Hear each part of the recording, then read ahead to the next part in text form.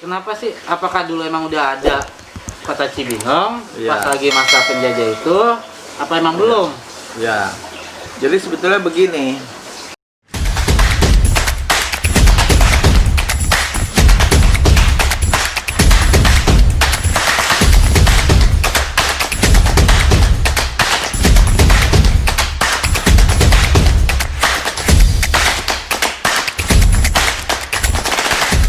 Assalamualaikum warahmatullahi wabarakatuh. Selamat datang di channel Naga Hitam. Sekarang saat ini kita ada di rumah salah satu narasumber kita, itu Pak Haji Dede, yang dimana beliau sedikit tahu atau banyak tentang sejarah Cibinong. Oke, let's go aja. Asal muasal Bogor itu pertama bagaimana Pak Haji? Bogor. Nah, Jadi kalau nggak salah, asal adanya kota Bogor itu tidak lepas dari keberadaan kebun raya. Itu cerita awalnya. Kebun Raya Bogor. Iya. Jadi kita ceritanya udah kesini aja lah. Kita nggak usah cerita tentang zaman-zaman kerajaan di masa lalu. Nah, Itu udah terlalu jauh. Ya udah terlalu Lampau jauh. ya? Ya malah kadang-kadang rangkaian ceritanya juga banyak terputus. Kalau dari misal dari kerajaan ini, kerajaan Pakuan, kerajaan Tarumana segala macam itu kadang-kadang jalan ceritanya banyak terputus. Kita sekarang kira bicara Bogor itu yang pasti aja.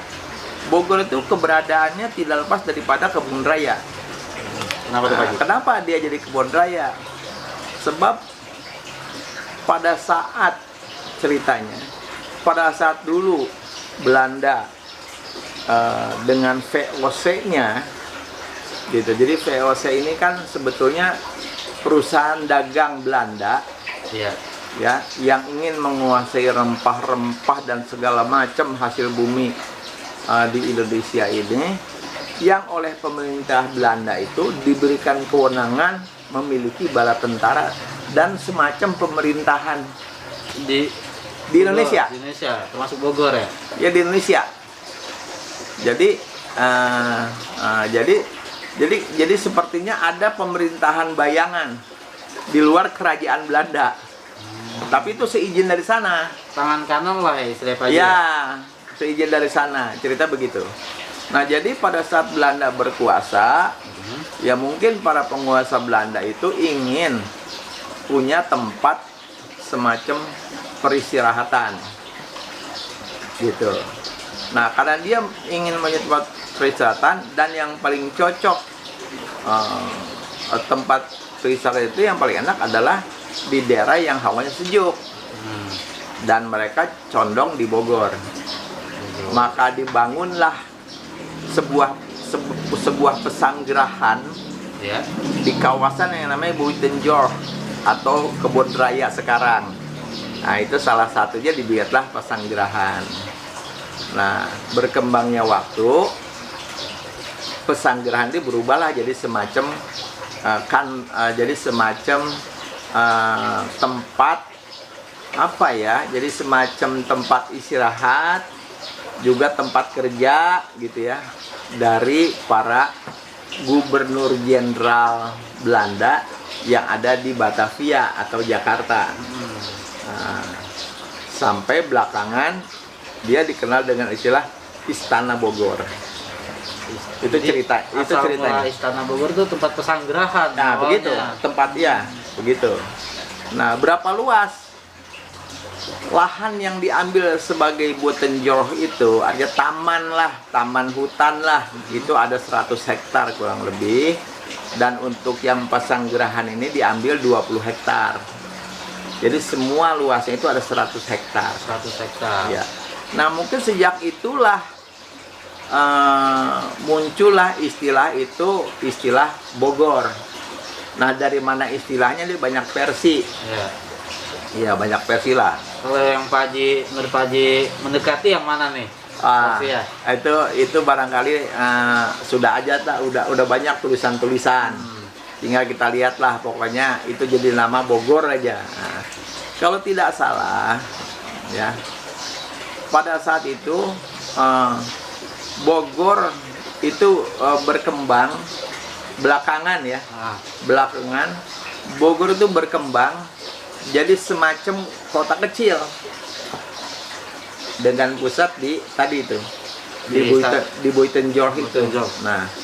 Nah dari kota kecilnya di mana? Nah kalau tidak salah itu dia Bogor tuh bukan berarti seluruh wilayah yang ada di kota Bogor dan Kabupaten Bogor, enggak. Jadi Bogor itu batasnya itu di arah utara itu jembatan Satu Duit. Jembatan Satu Duit apa tuh Pak Haji? Jembatan Satu Duit itu yang sekarang disebut Jambu Plaza. Warung Jambu. Oh. Itu namanya Jembatan Satu Duit Jembatan itu. Satu Duit, Iya, zaman dulu. Ini mah kayaknya banyak yang nggak tahu juga Pak Haji. Iya. Pasti. Iya. Itu mah ternyata namanya dulu tuh Jembatan Satu Duit. Jembatan Satu Duit. Nah, itu batas utara. Batas utara. Batas di timurnya itu di daerah Sukaraja. Patokannya apa Pak Haji? Saya nggak hafal persis. Ya, bukan di Sukaraja aja itu. Sukaraja. Iya. Nah, terus kalau di daerah ininya, daerah selatannya itu hanya sampai di Empang Bogor. Empang Bogor sampai di situ timurnya, nggak jauh. Nah, terus kalau selatannya yaitu Kali Cipakancilan di Jembatan Merah. Jembatan Merah. Ya udah segitu kota Bogor. Nah, cuma dulu itu pemerintahan setelah Belanda hengkang, timbullah Republik, maka daerah itu disebut daerah apa itu istilahnya itu? Daerah Swapraja. Daerah Swapraja. Iya. Terus ada lagi ganti lagi namanya jadi daerah Swatantra. Jadi sempat ganti-ganti nama. Iya, ya? ganti-ganti nama. Itu antara kota Bogor dengan Kabupaten Bogor itu satu wilayah. Satu wilayah. Ya sampai akhirnya jadilah pemerintah kabupaten, dibagi dah belakangan baru dibagi jadi ada pemerintah kabupaten, ada pemerintah kota madya. Kalau sekarang istilahnya kabupaten dan kota. Ya. Nah, dulu begitu dia pecah itu daerah kabupaten itu kantornya itu di situ Jalan Veteran. Kantor awalnya. Kantor awalnya itu pemerintah daerah Kabupaten Bogor tuh Jalan Veteran. Nggak tahu sekarang Jalan Veteran itu gedung tua, ya gedung tua yang bagus ya. Nggak tahu sekarang jadi apa. Apakah jadi swalayan, apakah jadi pertokoan, saya nggak tahu.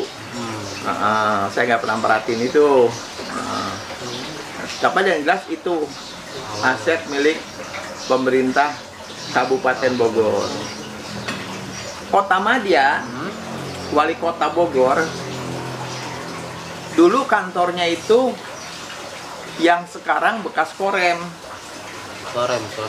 Korem Jalan Merdeka. Oh, Jalan Merdeka, ya. Itu ada Korem. Nah, itu kantor wali kota. Awalnya itu kantor wali kota. Itu kantor wali kota. Cuma belakangan dengan pertimbangan nilai sejarah, gitu kan? Nilai sejarah. Kenapa nilai sejarah? Dulu pemerintahan zaman Hindia Belanda itu, yaitu pusat pemerintahan itu di balai kota yang sekarang, yang dekat istana itu.